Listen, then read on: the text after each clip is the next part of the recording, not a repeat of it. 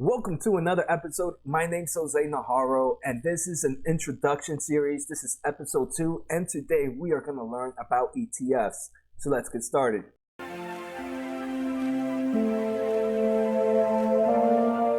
So in the last class, we talked about how to be a passive investor.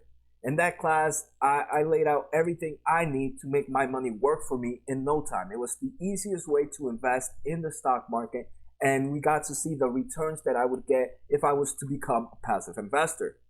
In this class is if I have a little bit extra time to invest, I learned a little bit more of how to become a bit more active in my investments.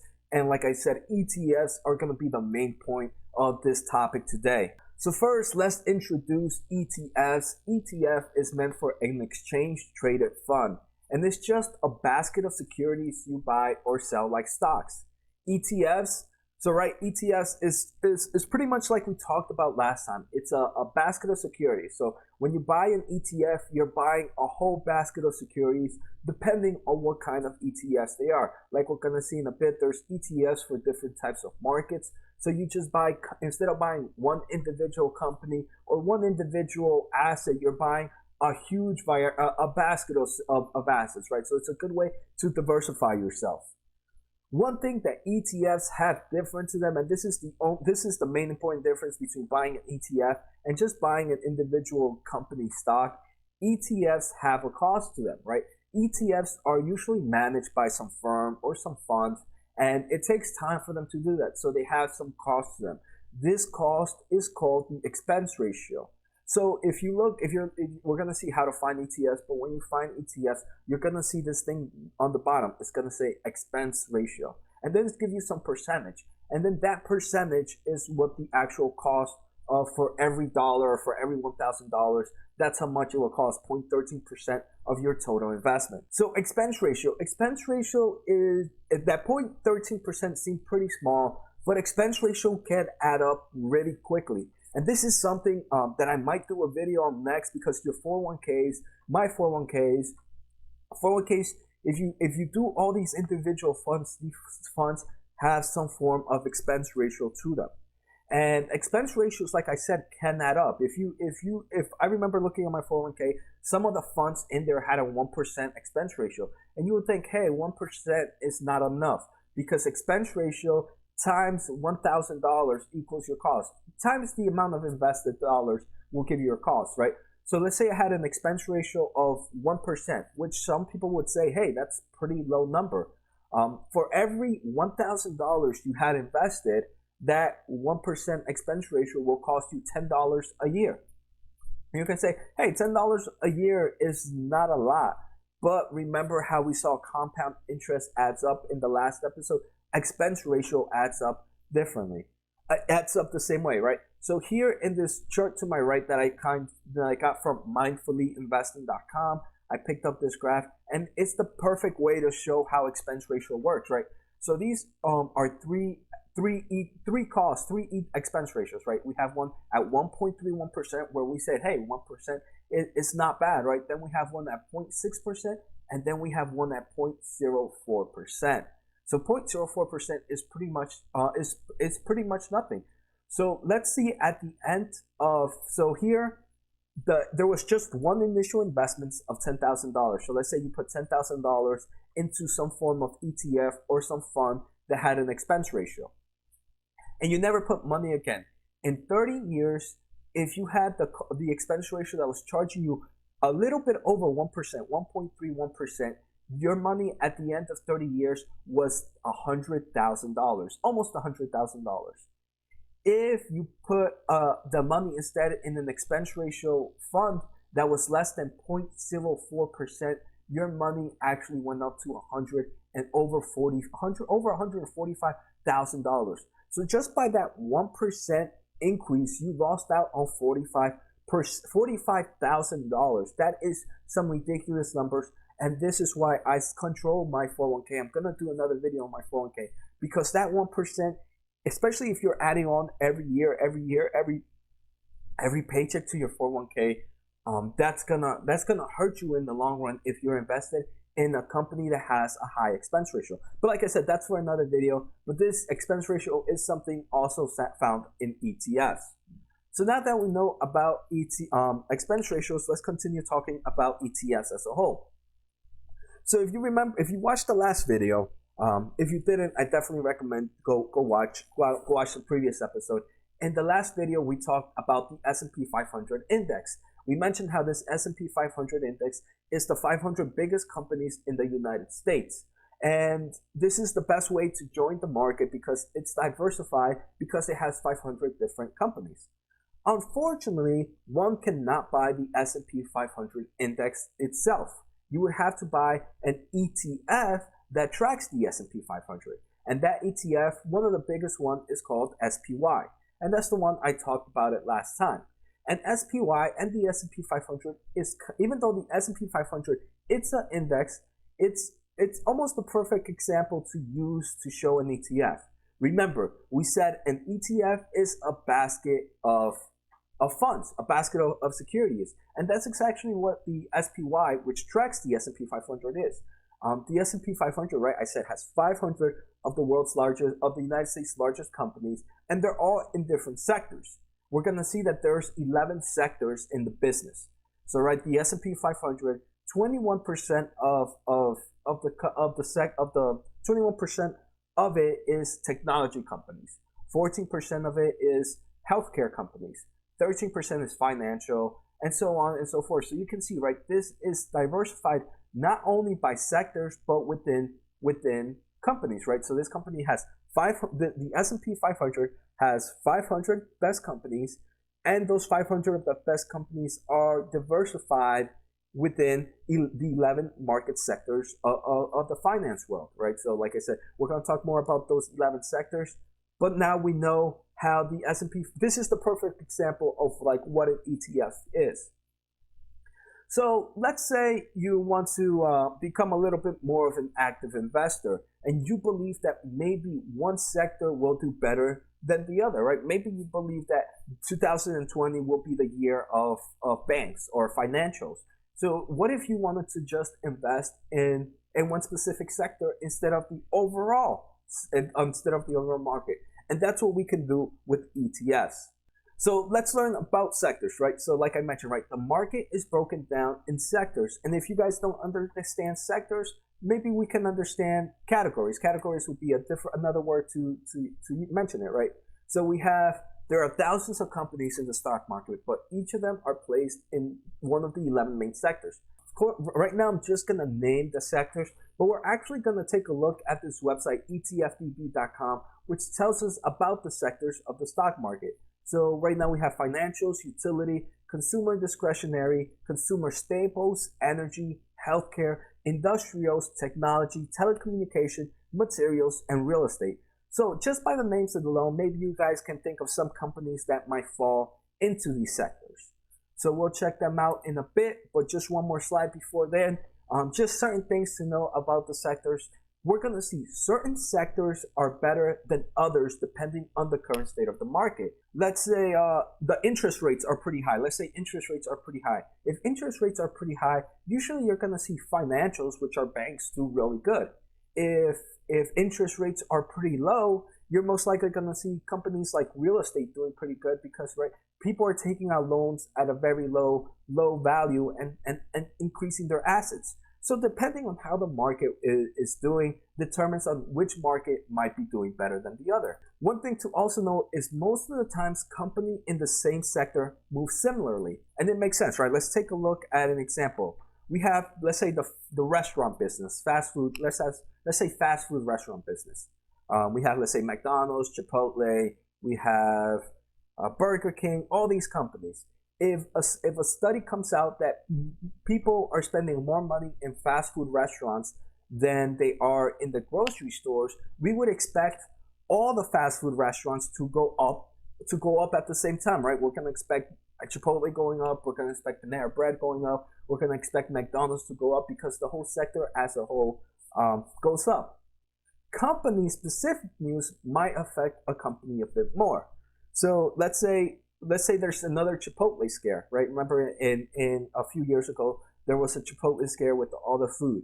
If there's another something like that where the food is making you sick, obviously, since that's company specific, it's only gonna affect Chipotle. It's not gonna affect the overall market, um, unless it's like the beef that Chipotle uses is the same that the beef McDonald's uses. Then overall, then that would move the whole market. But if it's a company specific news, that usually moves that specific company alone and doesn't really interact with the overall sector. But just to understand, right, companies in the same sector tend to move similarly if there's no specific company news, and that's just good to know, right? So let's go to this website ETFDB and let's check out what each sector does. The first sector we're going to talk about is financials. So financials, like anyone knows, right? Just by the name, you can tell this sector consists of banks, funds, insurance companies, real estate firms, and they majorly generate their revenue by mortgages and loans, and they gain value as interest rates rise, right? Like I said, finance, the overall determination of the market can determine how good one of the sectors is going to do. So finance is pretty much, they make their money if interest rates are high because they usually have mortgages and loans. And if you want to invest in some of the ETFs, this website here gives you some of the popular financial ETFs. So here they have XLF, which is the financial sector, or you can buy VFH, which is Vanguard's financial. You can buy Spider and S&P Bank, which is KBE. So right here you can see, you can even Google, right, financial ETFs, financial sector ETFs, and it'll give you a list of all the financial sectors. Remember, the most important thing to find out is that expense ratio to understand how much the company is really charging you, or how much the fund is really charging you. Most of these funds, like we're going to see, let's actually take a look here. Let's take a look at XLF, and let's take a look at VFH. So here we're taking a look at XLF, and XLF has an expense ratio of 0.13%. That's actually pretty low, right? 0.13% is not a bad number. But let's take a look at VFH. VFH has a similar expense ratio of 0.1%. For me, for beginners level, I always enjoy using Vanguard. Vanguard usually has very low expense ratio, so if it's a Vanguard fund, it's definitely good. And look, volume is not that bad. Volume at 220,000, that's very good numbers. I definitely like to see volume to be higher than 200,000, because right, if you saw the last video, we talked about if a company has low volume, it's going to be very hard to trade in and trade out. XLF, right? XLF has a lot more volume going in and out. So you'll have no problem buying into this stock and selling out of this stock. And with 0.13%, it's actually not bad. Even though 0.10% is cheaper, 0.13% is not bad either. And we're going to see, right, that in those digits, that little bit of number doesn't really add up. But even let's check out. Let's say we want to take a look at financial sectors. We would go financial sector ETFs. All right, and we can do this. And here we can go to this website, again, ETFDB, and they'll give us all the financial sectors, ETFs. And he'll give you like average volume. I said I prefer one with higher average volume because it's easier to move in. And the one is XLF. And it's the one we were looking at. And it tells you, right. And if you look at this website, another good thing is if you go down, it tells you all the companies it's holding. It's holding JP Morgan, Bank of America, Wells Fargo, Citigroup, US Bank Corp, American Express, Goldman Sachs, right? So you can see, right, we saw this was a financial sector ETF. So it's all the companies in here are going to be based on the financials.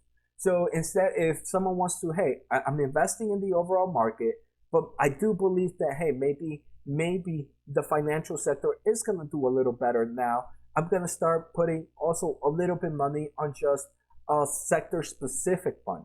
At the end of the day, right, you're still diversified because look, you have over 67 companies here. So you don't have to worry about a company going bankrupt and then you losing all your money.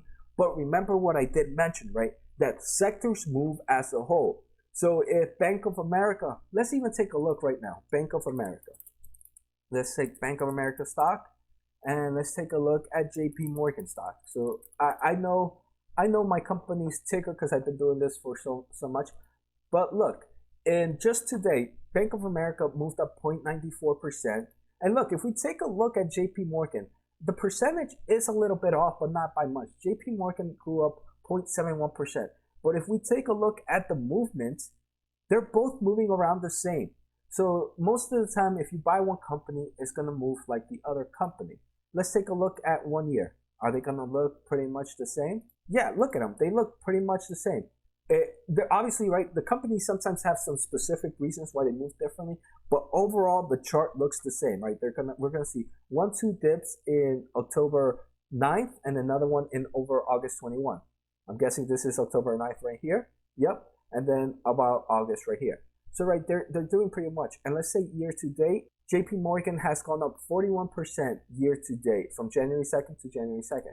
41%. Let's take a look at Bank of America. Hey, 42%. It's gone up 42%. So like I mentioned, right, sectors usually move up in similar results. I'm pretty sure if we take a look at Goldman Sachs, which is GS, we're going to see similar things, right? We see that big change is how is JP Morgan on this past day, right? Same as Bank of America. And if we take a look at the 1 year, 36%, right? So this one was a little bit less than its other peers, but at the end of the day, it's still very similar at the same time, right? So right, I'm happy I did that, right? That was actually a perfect example of how we saw the expense ratio, and then we also saw how companies in the same sector end up moving similarly. The next sector is utilities. So this is just like if you own a home, or if you're renting anywhere, you're paying for your electric, you're paying for your gas, you're paying for your gas. And in general, so that's these companies. In general, this sector generates a consistent income by charging its consumers, right? So when you invest in utility companies, you're not investing in that this company is going to be the next future or something, right? In this company, this is a company that's stable and just collects money every month from its customers. Nothing is going to really change from here. What these companies do, companies that usually don't have much to give for the future, like they're not going to make some new invention, the money they collect, they end up giving back to their shareholders. So companies like this usually pay high dividends. And high dividends, we'll talk about dividends in some other time, but dividends is just like a paycheck you get for owning that company. They're like, hey, we collected $1 million in revenue. We can't use this for anything, so we're just going to give it back to our shareholders in the form of dividends. And here are some of the most popular ETFs. And like I mentioned, remember, these always check the expense ratio and always check the volume. Next, we're going to take a look at consumer discretionary. So these are sectors consist of retailer stores, media company, consumer service providers, apparel companies, and consumer durables. These companies benefit from an improving economy when consumer spending accelerates, right? So like I mentioned, these are companies where Netflix, where it's something that's good when everybody's making money because they don't care how much Netflix is. You can afford Netflix, or you can go buy some good apparel. So usually when the market is doing well, you're going to see companies like maybe American Eagle, Coach, Gucci, all these companies. A lot more people have money coming in, so they're going to spend more money.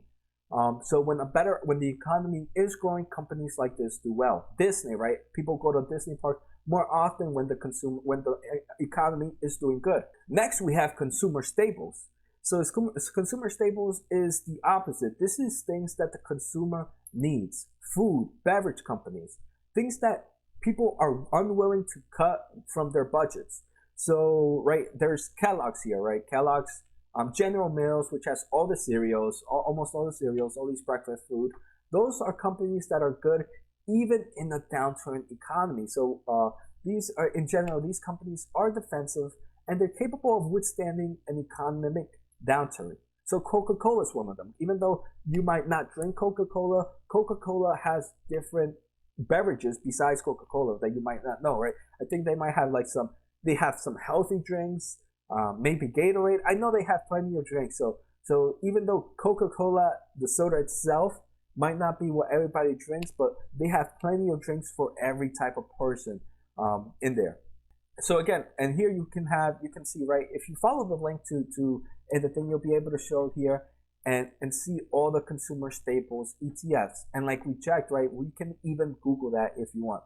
Next, there's the energy sector. So here in the energy sector, you have your oil and your gas companies. So here you might have BP, you might have Exxon, you might have what's another gas company. So all the gas companies, Exxon, Shell, all the companies are that are oil, natural gas, crude oil, anything that has to do with energy would be here. Next, we have healthcare. Healthcare, just like it is these are biotech companies, hospital companies, medical device companies, medical device manufacturers. In general, the sector is considered to be a growth opportunity and a defensive play, since people will always require medical aid, right? So here, let's take a look at what companies are here. United Group Inc. I think United Health Group. I'm pretty sure that's a form of insurance company.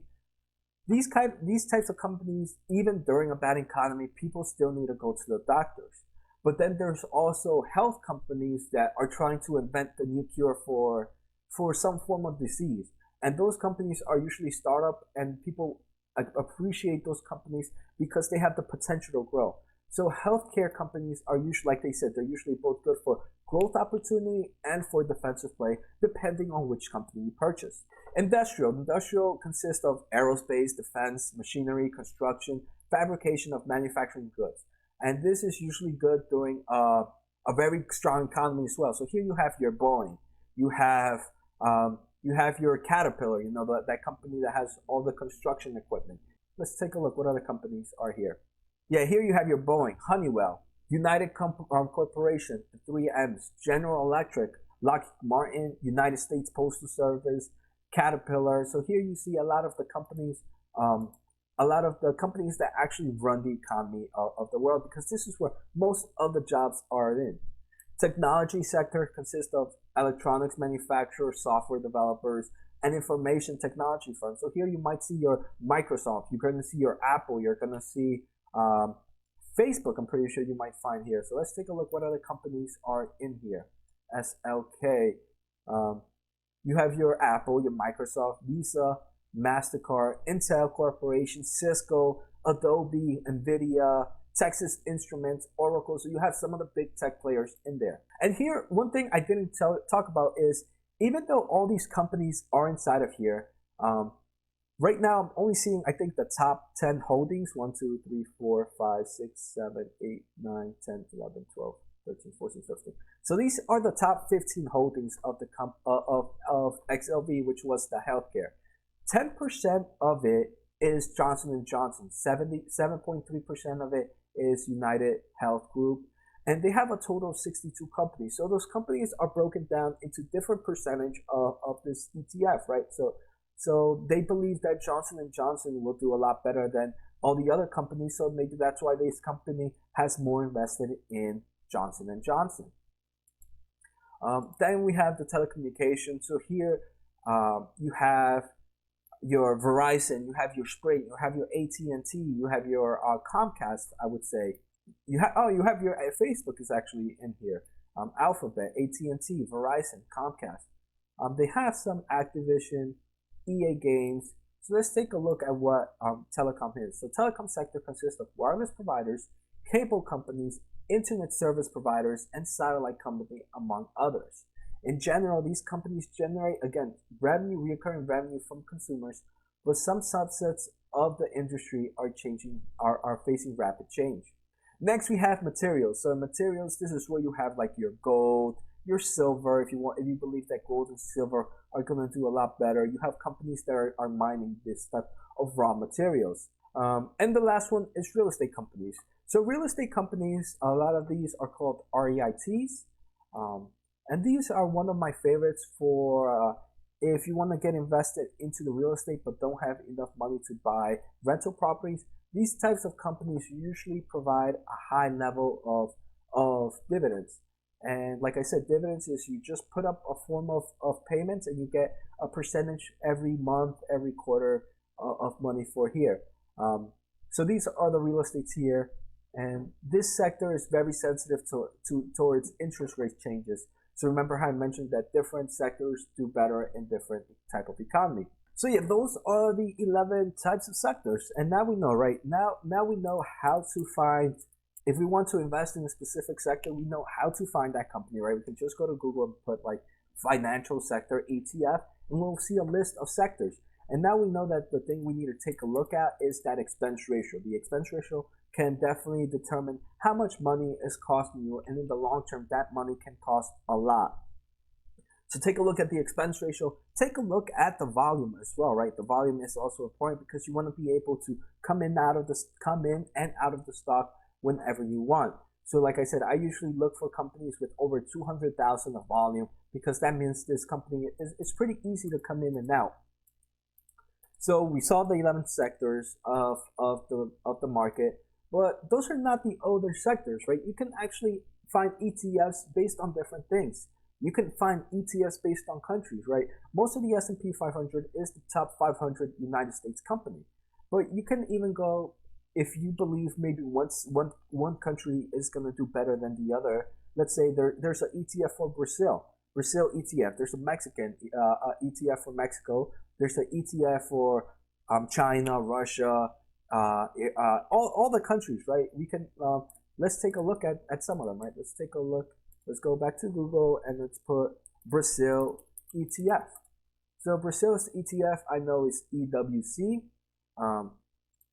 So even here in ETFDB, this is a great website. It'll give you EWC. So here EWC, it has an expense ratio of 0.6%. But I think this is actually okay when it comes to. I personally would do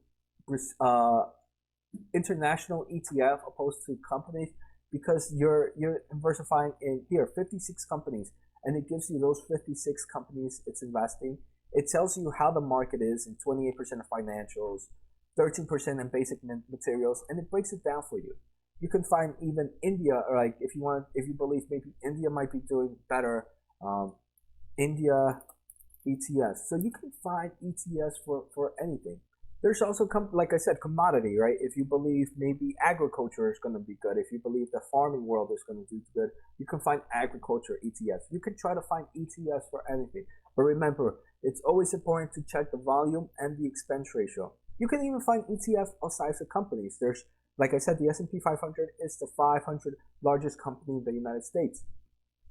But maybe you just want the 100 biggest companies in the world. There's big cap companies, ETFs. There's small cap companies, ETFs. There's mid-sized cap companies, ETFs. So you can find ETFs for any type of a sector if you believe that sector is going to be good. And usually, right, if you work in one specific sector, you can kind of see, hey, more customers are coming into this, more blah, blah, blah. So maybe you can try to, I would, like for me, if I see the electronic sector that is doing good, if I'm reading a lot of news about electric companies doing good, I might take a look at that technology sector ETF a little more than the overall market. But remember what I said, right? The good thing about investing in the overall market is you are invested in all these companies. You're invested in all the sectors. So even if one sector is doing bad, another sector is doing good. So your chances of doing good are pretty high. But if you invest in just one specific sector, if at the end of the day that sector does bad, then there's nothing else that's going to help you. That's going to help you in the long term, right? Because you're invested just in one sector. Even though you're diversified by companies, you're not diversified by sectors. So now let's talk about the S&P 500, right? In the last episode, I mentioned the ETF SPY. The ETF SPY is just an ETF that mimics the S&P 500. Since we didn't know much about expense ratios, we didn't know if that would be the best way to go about it. So let's start with an investment. Just one investment of $10,000 at year one, and you never put any money again, and you just wait 30 years. We're going to first talk about SPY. So SPY has an expense ratio of 0.09%. At the end of 30 years, that investment will be $169 and $800,000. If there's different S&P 500 funds out there, but the SPY is the easiest to talk about for beginners. But now that we know, we can talk about different ones. So next we're going to talk about the Vanguard S&P 500 ETF. So that's VOO. The expense ratio of this one is a little bit cheaper than that for SPY. The expense ratio here is 0.03%. But does it really make a difference? The investment here from in the 30 years will become almost $173,000. So in the long term, you end up losing $3,000, which is not that bad of it's not that bad, right? It's not that huge difference on like that $45,000 you lost by an expense ratio of 1.3%. So both SPY and VOO are great. They're both low expense ratios. If you want to make every bit of penny you want, then VOO is better than SPY, but SPY is not that bad either. And you can even go and Google many more S&P 500 ETFs, and some might actually be lower than this. But at the end of the day, from 0.03 any much lower, you're not gaining any more to be spending. I personally don't think you would be gaining any more from spending time learning about other ones. But if you want to make every money you want, every single penny, then definitely go out there and try to check for more S&P 500 index funds. So that's it. That's the end of the video. Like I mentioned, I think for my next video, I want to do an expense ratio on your 401k, because as you saw, a 1% expense ratio can take a lot of money from you. And in your 401ks, if you take a look at your 401ks, some of the funds out there are charging over 1% ratio, and you're losing a lot of money by that. So it's just good to understand what's going on in your 401k. So I think that might be the best video for me to go for next week on next Thursday. So enjoy. I hope you guys are liking this introduction videos. Remember to check out episode 1 if you guys haven't. It was a great introduction. Teaches you how to invest in less than 30 minutes. You'll be able to get money into the market, and you should see why it's important to have money in the market, the type of gains you can get. So take care, guys. Have a good night. Make sure to share this. Post on the comments if you guys have any questions. Take care and have a good night.